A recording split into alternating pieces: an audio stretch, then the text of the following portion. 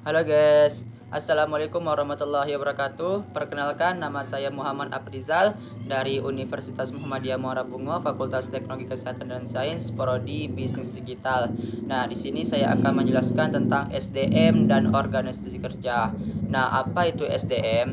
Nah, SDM ialah sumber daya manusia. Nah, jadi sumber daya manusia ini merajuk kepada aset manusia yang terlibat dalam suatu organisasi atau perusahaan.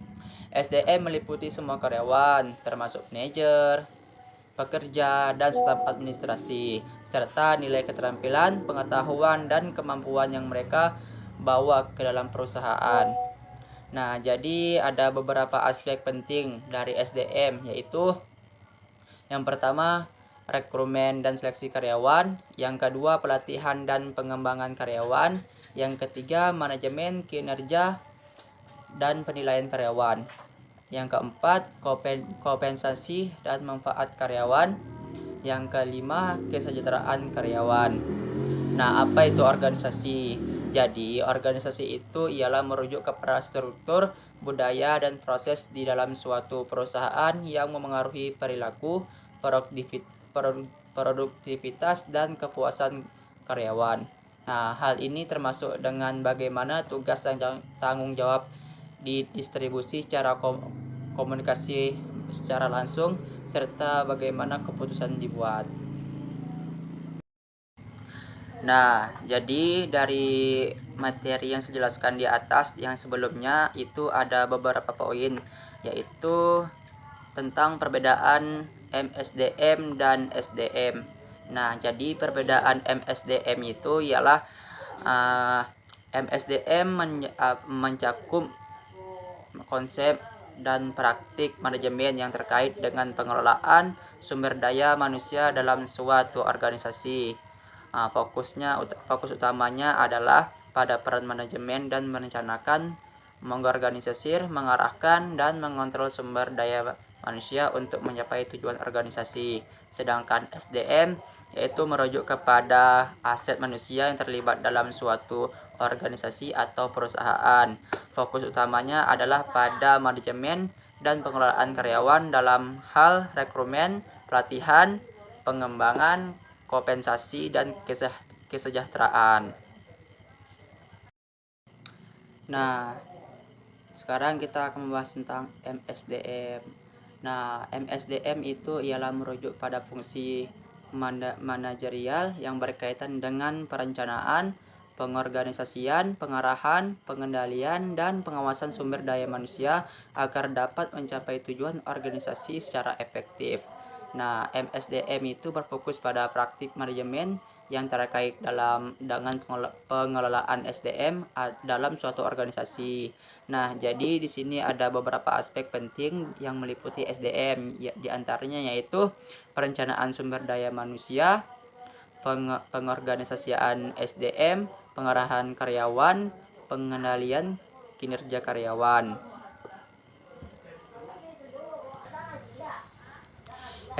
MSDM juga memegang peran kunci dalam memastikan bahwa sumber daya manusia dalam suatu organisasi dikelola dengan efisien dan efektif, serta berkontribusi pencapaian dalam tujuan organisasi. Nah, di sini kita akan membahas tentang HRD. Poin tentang HRD.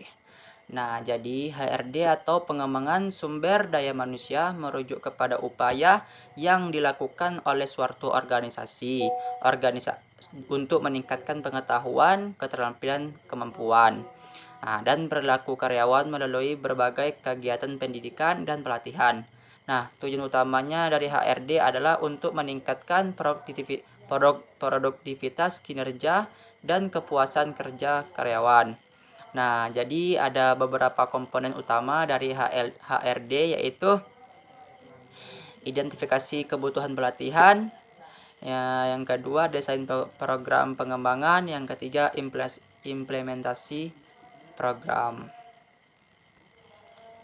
Dengan adanya HRD, organisasi ini dapat memastikan bahwa karyawan mereka terus berkembang dan mampu berkontribusi secara maksimal terhadap kesuksesan perusahaan.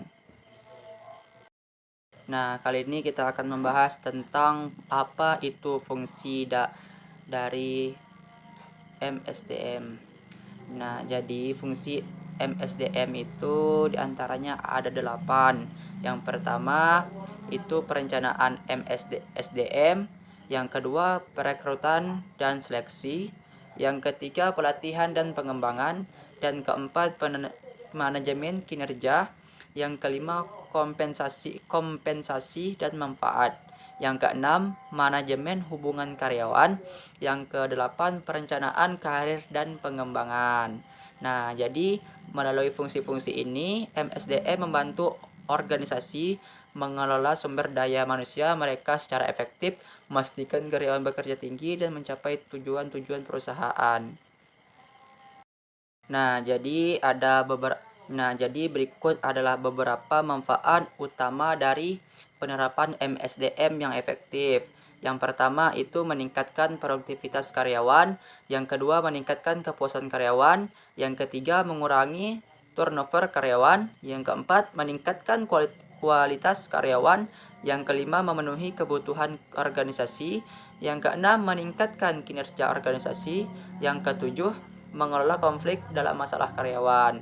Nah, jadi dengan demikian MSDM tidak hanya berperan dalam mengelola sumber daya manusia, tetapi juga memberikan kontribusi yang signifikan terhadap keseluruhan kinerja dan keberhasilan suatu organisasi. Selanjutnya kita akan membahas tentang misi organisasi serta strategi organisasi. Nah, jadi misi organisasi merujuk pada tujuan pokok atau alasan utama mengapa organisasi tersebut ada. Nah, misi ini mencerminkan identitas, nilai inti, dan tujuan jangka panjang suatu organisasi. Nah, selanjutnya kita akan bahas tentang strategi organisasi. Strategi organisasi itu merujuk pada rencana aksi jangka panjang yang dirancang untuk mencapai tujuan misi organisasi. Strategi ini melibatkan penentuan sasaran, alokasi sumber daya, dan mengidentifikasi langkah-langkah kunci yang diperlukan untuk mencapai keberhasilan jangka panjang. Nah, dengan demikian, misi organisasi menetapkan mengapa organisasi tersebut ada, sementara strategi organisasi menetapkan bagaimana organisasi tersebut akan mencapai misinya melalui rencana tindakan yang terkoordinasikan. Jadi selanjutnya kita akan membahas tentang HRD dan organisasi. HRD hubungan strategis antara HRD dan organisasi merujuk pada integrasi strategis fungsi HRD. Nah, dengan tujuan dan strategi keseluruhan organisasi. Hal ini melibatkan penyelarasan upaya pengembangan sumber daya manusia dan visi, misi dan tujuan organisasi untuk mencapai keunggulan kompetitif. Nah, HRD juga berperan dalam memastikan bahwa organisasi ini memiliki karyawan yang berkualitas tinggi dan berkinerja baik melalui pengembangan keterampilan, pelatihan, dan rekrutmen, serta pengembangan karir.